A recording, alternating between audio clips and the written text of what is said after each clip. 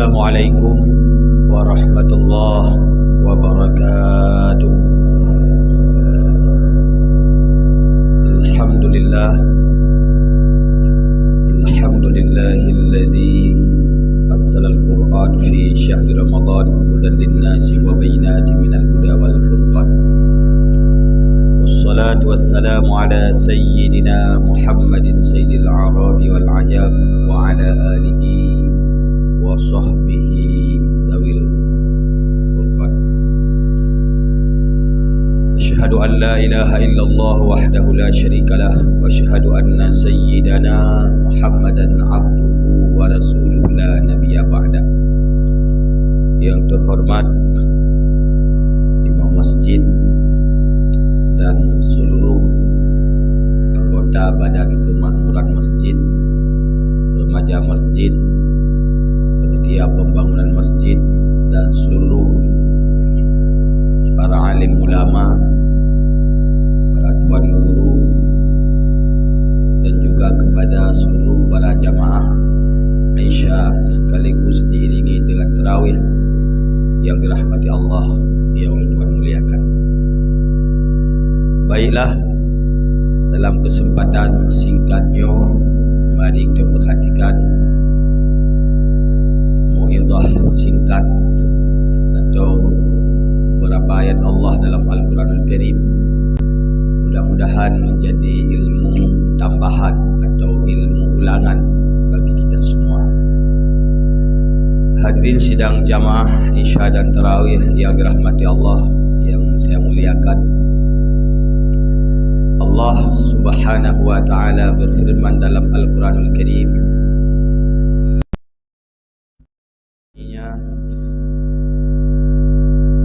Alif Lam Mim Dzalikal kitabu la raiba fihi hudan lil muttaqin.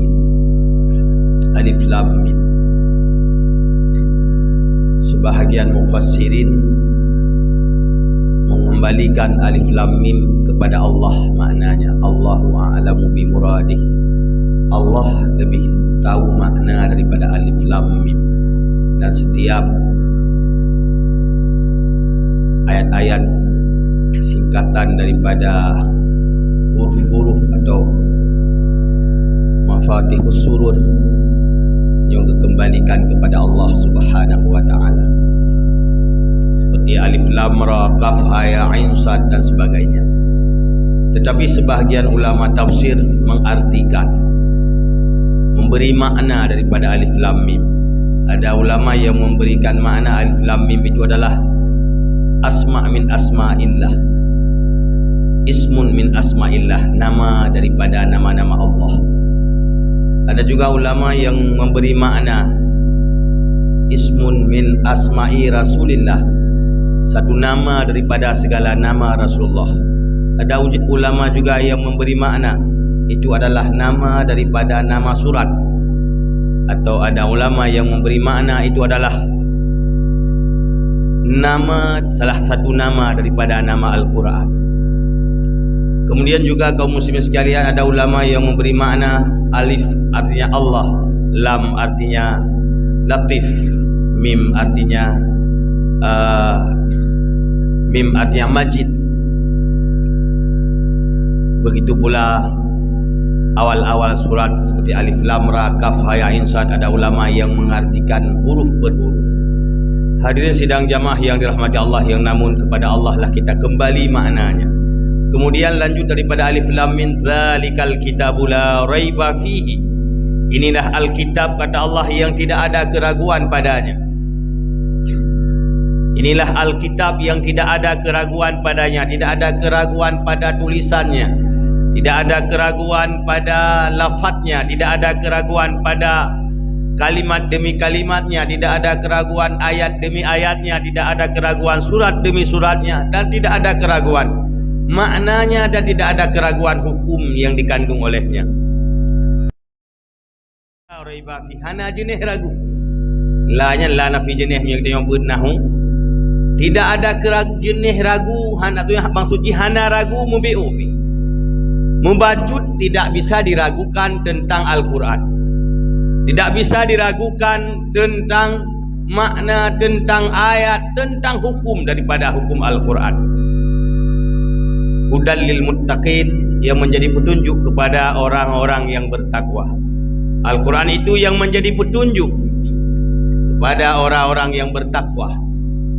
Hadirin sidang jamaah yang dirahmati Allah Subhanahu wa taala, kalimat takwa sering tak kita dengar, selalu oleh khatib mewasiatkan kita kepada takwa. Ittaqullah haqqa tuqatih, bertakwalah kamu kepada Allah sebenar-benar takwa. Begitu pula syarat jika gesik beriman bertakwa, syarat jika camat beriman bertakwa, syarat jika bupati beriman bertakwa, syarat jika gubernur beriman bertakwa, syarat jika presiden beriman bertakwa, selalu tertulis kaum muslimin sekalian. Tetapi yang perlu kita tanya, siapa itu orang-orang bertakwa? Yang Al-Quran itu dijanjikan oleh Allah menjadi petunjuk kepada orang takwa. Kemudian Allah selalu memanggil kita manusia untuk bertakwa dengan sebenar-benar takwa. Oleh khatib selalu mewasiatkan agar kita selalu bertakwa dengan sebenar-benar takwa. Begitu pula Allah menjanjikan innal jannata uiddu lil muttaqin, sesungguhnya syurga kata Allah aku sediakan kepada orang-orang yang bertakwa.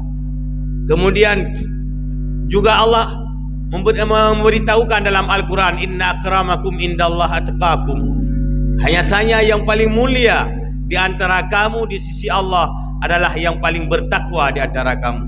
Maka perlu kita pahami apa itu takwa, siapa itu orang bertakwa. Allah nebegah syurga kesedia ke orang takwa. Kemudian derajat yang paling mayang nak derajat muttaqin, derajat orang takwa. Kemudian kita selalu keperintahkan untuk bertakwa sebenar-benar takwa. Maka perlu kita pahami apa itu takwa, apakah kita telah termasuk orang-orang yang bertakwa. Hadirin sidang jamaah yang dirahmati Allah Subhanahu wa taala, oleh para ulama menafsirkan atau mendefinisikan makna takwa adalah imtisalu awamirillah wa jtinabun nawahihi, menjunjung tinggi segala perintah Allah dan meninggalkan segala larangan Allah. Nyo ke kaum muslim sekalian. Maka oleh karenanya mari oleh kita tanya mbak Rau tanya, apakah kita telah melakukan segala yang diperintahkan oleh Allah? Apakah kita telah meninggalkan apapun yang dilarang oleh Allah? Karena perintah Allah Subhanahu wa taala bukan cuma perintah salat, puasa, zakat dan haji. Begitu pula larangan Allah bukan cuma larangan judi, arak, minum tua, zina, membunuh, bukan cuma itu kaum muslimin sekalian. Kenyan hagai larangan Allah. Perintah Allah dalam Al-Quran. Mari kita talok kembali Al-Quran, kita buka kembali Al-Quran. Berapa banyak daripada perintah Allah yang selamanya diabaikan kaum muslimin sekalian. Berapa banyak daripada perintah Allah yang tak ringan-ringankan. Berapa banyak kita meragukan terhadap perintah Allah. Ragu terhadap perintah Allah padahal Allah telah menjanjikan zalikal kitabul la raiba fihi. Inilah Alkitab yang tidak ada keraguan padanya sedikit pun, yang tidak boleh diragukan sedikit pun. Tapi padum nala di antara hamba-hamba Allah yang mengaku hamba, padum nala di antara yang mengaku beriman kepada Allah, mengaku bertakwa kepada Allah, tapi mengabaikan perintah Allah dalam Al-Quran, mengabaikan hukum Allah dalam Al-Quran. Allah memerintahkan dalam Al-Quran untuk menghukum manusia dengan seadil-adilnya. Kadang-kadang kita yang dikala menjadi penguasa tidak berlaku adil. Baik penguasa rumah tangga, kita yang pemimpin rumah tangga tidak adil dalam memimpin rumah tangga. Penguasa terhadap diri sendiri, pemimpin terhadap diri sendiri, kita tidak adil terhadap memimpin diri sendiri. Kemudian kaum muslimin sekalian, jadi penguasa dalam kampung, dalam kecamatan, dalam kabupaten, dalam kota, dalam negeri, negara, mereka juga tidak adil dalam memimpin apa yang mereka pimpin. Padahal i'dilu wa aqrabu litaqwa, berlaku adillah kamu, dia adalah sedekat-dekat bagi takwa. Yang paling mudah dia untuk menjadi hamba yang bertakwa adalah berlaku adil. Adil terhadap diri sendiri, walau terhadap diri kamu. I'dilu walau li anfusikum, berlakulah adil kamu walau untuk dirimu kaum muslim sekalian. Allah telah memberikan waktu kepada kita 24 jam. 24 jam lebih wadah. Coba kita tanya Mbak Dro, kita tanya. Pernahkah kita adil dalam menggunakan waktu tersebut? Nah, adil dia. Selalu tak pakai untuk dunia untuk akhirat. Padahal lebih kebutuhan akhirat. Kebutuhan akhirat, kebutuhan selama-lama kaum muslimin sekalian. Yang tidak ada hari sesudahnya. Punya kebutuhan dunia, kebutuhan sementara. Dunia katanya kebiasaan umat Nabi Muhammad SAW galib umur 60 tahun, 60 tahun, kadang-kadang 70 tahun, sirodro 2 na 80 sampai terus 90-nya pihak agak normal le kaum muslimin sekalian. Hana sehat le. Artinya hidup di dunia sementara, sedangkan wate tak pakai untuk kebutuhan dunia kaum muslimin sekalian. Kadang-kadang luar biasa lu tak pakai wate untuk kebutuhan dunia.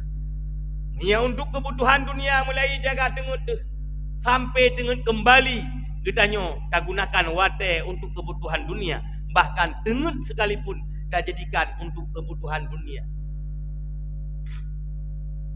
Bahkan kadang-kadang ibadah sekalipun, ibadah pura-pura ibadah, padahal ibadah itu tak manfaatkan untuk dunia. Berbuat hal agama, sesuatu yang urusan agama, tapi kita fungsikan agama itu untuk dunia, bukan untuk agama. Tak sembahyang untuk kepentingan dunia, kadang-kadang untuk pujian, sanjungan dan sebagainya. Tak minta ilmu untuk ilmu akhirat, untuk sanjungan, untuk dipemulia oleh manusia, itu juga dunia.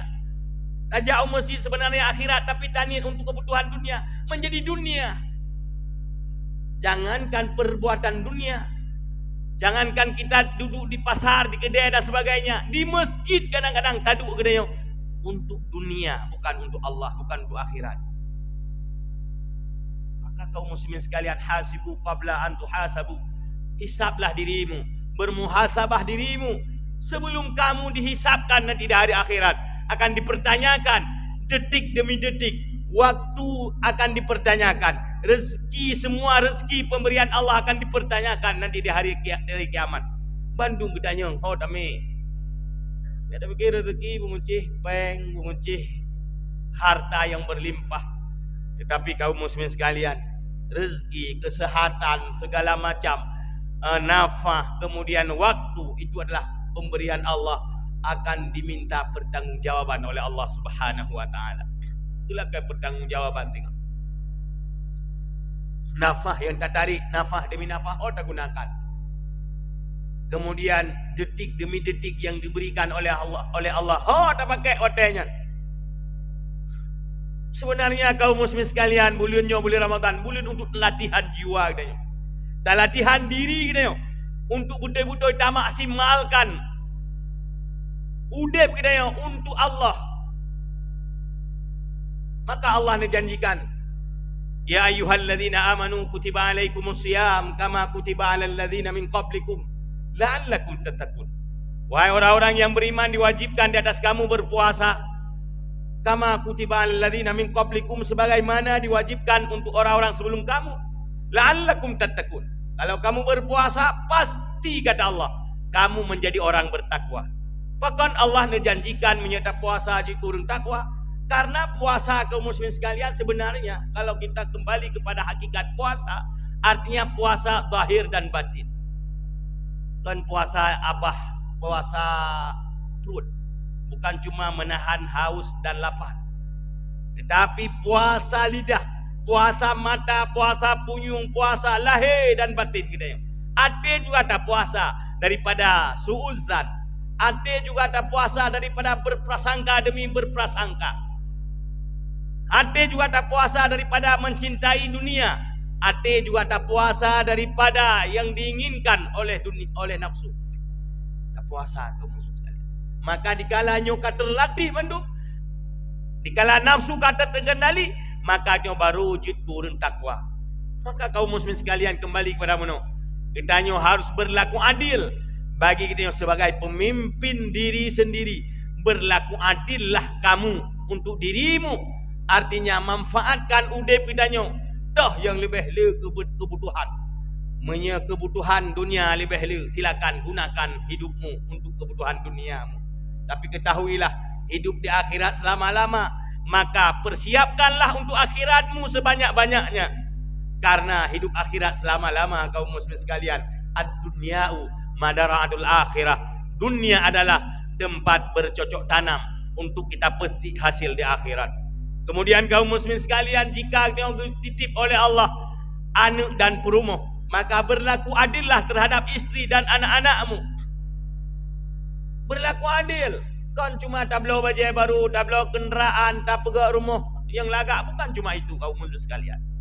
Berikan kepada mereka nafkah batin. Berikan kepada mereka nafkah rohani. Beri ilmu kepada perumah, beri ilmu kepada anak. Menyana jita pubut kurang, pubut perumah kedanya, pubut anak kedanya. Kemudian kaum muslimin sekalian, ni hanjut you pubut bauri lain. Apabila hana urang pubut wajib upah. Bukan cuma nafkah dunia yang kita berikan, tetapi nafkah akhirat juga perlu kita berikan kepada anak kedanya. Kemudian jika Allah titipkan amanah kepada kedanya, pemimpin dalam desa, pemimpin dalam kecamatan, pemimpin dalam kabupaten, pemimpin dalam provinsi dan seterusnya, maka berlaku adillah dalam memimpin rakyat-rakyat gedayung. Dalam memimpin rakyat-rakyatmu, wahai pejabat, berlaku adillah. Kan mudah, kullukum ra'in wa kullukum mas'ulun ar-ra'iyati. Tiap-tiap kamu pemimpin akan dipersoalkan terhadap apa yang kamu pimpin. Rakyat di pupul maksiat akan dipersoalkan kepada pemimpin. Tengok, kan cuma pemimpin cok-cok gaji mentang, kan cuma pemimpin fikir pungut mentang, kan cuma pemimpin fikir jalan-jalan mentang, jalan dunia, jalan akhirat dia fikir, kan cuma aspal jalan, pegat pungut, pegat gorong-gorong dan sebagainya. Tetapi perlu jalan akhirat dipikirkan juga oleh pemimpin. Padu menala kaum muslimin sekalian, kecuali pemimpin yang kan Islamnya hum lah.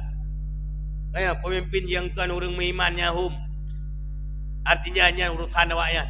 Tetapi pemimpin yang mengaku beriman kepada Allah, pemimpin yang percaya kepada adanya dunia, ada akhirat. Mereka percaya kepada adanya Allah, adanya hari akhirat, ada pertanggungjawaban di akhirat.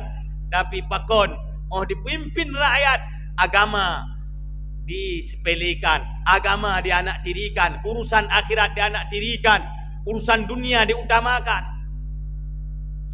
Ya kaum muslimin sekalian, jujur kita kaum muslimin sekalian, di Aceh nanggro syariat.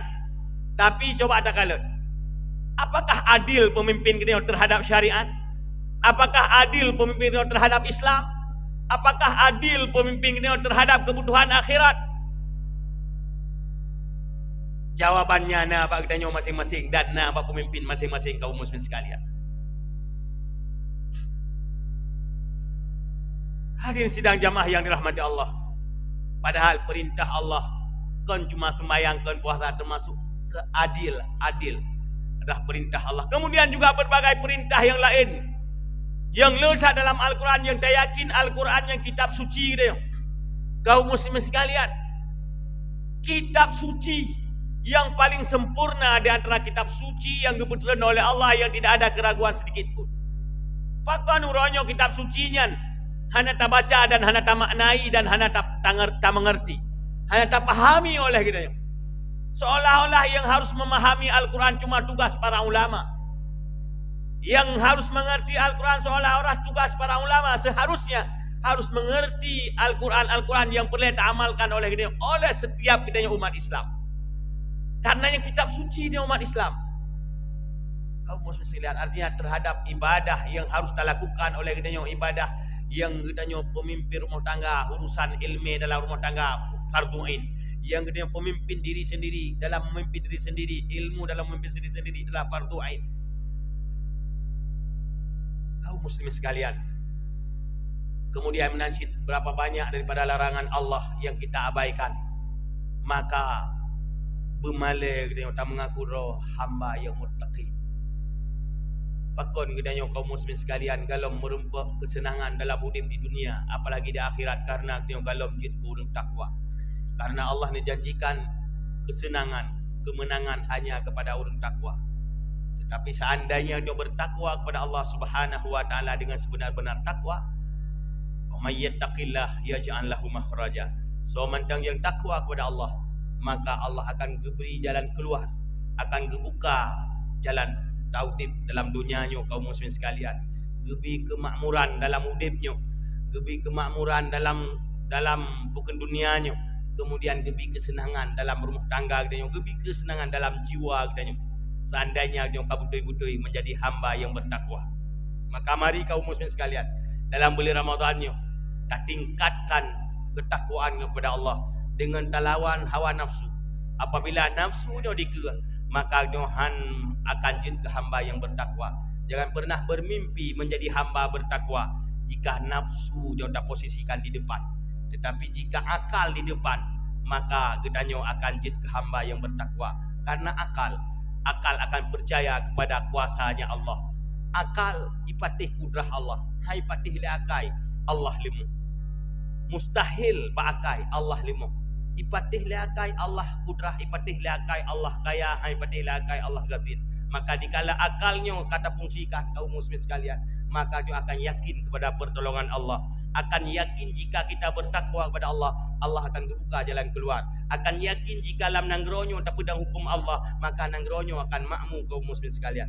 Tetapi bila gedanyo hana yakin, maka kaum muslimin sekalian yang kebenaran urang munafik dalam butoi iman gonya. Dalam butoi iman urangnya kaum muslimin sekalian. Karena urang munafik wa idza qila lahum la tufsidu fil ard qalu innama nahnu muslimun. Urang munafik ada takun hai baik pukul kerusakan dalam bumi. Baik pukul kehancuran dalam bumi. Puikun innama nahnu muslihun, hanya saja kami orang-orang yang berbuat baik. Dekalian pada menale urang-urangnya yang sok-sok manusiawi, sok-sok pejuang hak asasi manusia, sok-sok sangat prihatin terhadap kemanusiaan. Padahal yang hakikatnya mereka lah yang membuat kehancuran. Mereka lah ala innahum humul mufsidun. Ketahuilah mereka lah yang berbuat fasid, kata Allah. Urangnya itu yang berbuat fasid. Walahum la yashurun. Tetapi mereka tidak mengetahui kaum muslimin sekalian. Mereka tidak mengetahui dirinya adalah orang-orang yang berbuat fasid. Maka oleh karenanya kaum muslimin sekalian, mari lihat tapuput be yang mampu untuk pribadi, dia, yang mampu untuk keluarga, tegakkan hukum Allah dalam keluarga dia, yang mampu dalam kampung, bersih tunggu imum tokoh-tokoh, tegakkan syariat dalam kampung dia. Yang mampu tingkat kabupaten, tingkat wali kota, tegakkan dalam kabupaten, wali kota, dalam kota, dalam wilayah kota. BB mampu. Yang namun bekna lamatik dia alah kaki jamun kita pegot bek. Tetap walaupun kaki jamun mantang diperintah oleh Allah untuk tegakkan kebenaran. Walaupun keberhasilan kan bajar orangnya, tetapi ikhtiar na bagdanya kaum muslimin sekalian yang berhasil ke Allah Subhanahu wa taala. Maka oleh karenanya mari kita berikhtiar, mari kita berusaha semaksimal mungkin untuk dia menegakkan keadilan, menegakkan kebenaran untuk diri kita, untuk keluarga kita, untuk masyarakat kita. Mudah-mudahan kita menjadi hamba yang bertakwa, dan mudah-mudahan Allah akan kesediakan sehingga syurga, karena syurga disediakan kepada orang-orang yang bertakwa. Eno kemantang, mudah-mudahan bermanfaat.